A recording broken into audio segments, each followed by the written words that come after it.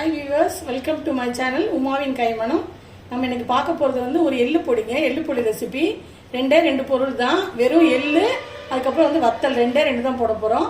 அதனால இந்த ஒரிஜினல் ஸ்மெல்லோட வேற எதுவுமே போடுறதில்ல, பூண்டு எதுவுமே போடுறதில்ல. அதனால ஒரிஜினல் ஸ்மெல்லோட சூப்பராக இருக்கும். வாங்க எப்படி பண்ணுறதுன்னு பார்க்கலாம். இதுக்கு தேவையான பொருட்கள் பார்க்கலாங்க. இது வந்து கருப்பு எள்ளு, 100 கிராம் கருப்பு எள்ளு எடுத்திருக்கேன்.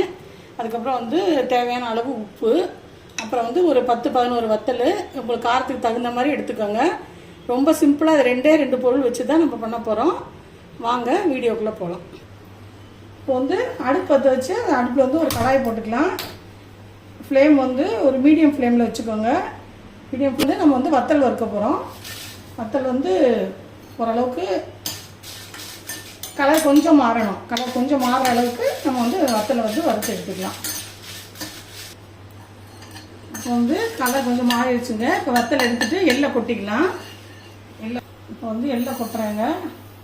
அடுப்பை வந்து மீடியம் ஃப்ளேமில் வச்சுக்கிட்டு ஒரு 5 நிமிஷத்துக்கு போல் நல்லா அது வந்து படப்படன்னு வந்து வெடிக்கும். கொஞ்சம் மீடியமாக வச்சுட்டு வறுத்தோன்னா கொஞ்சம் வெடிக்கும்.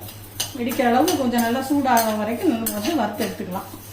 இப்போ வந்து எள்ளு வந்து நல்லா படப்படன்னு பொரியுது. உங்களுக்கு சவுண்டு கேட்கும். அது வந்து நல்லா சூடு ஏற நல்லா டபடபன்னு சவுண்டு கேட்குது பாருங்கள், வெடிக்கிற சவுண்டு.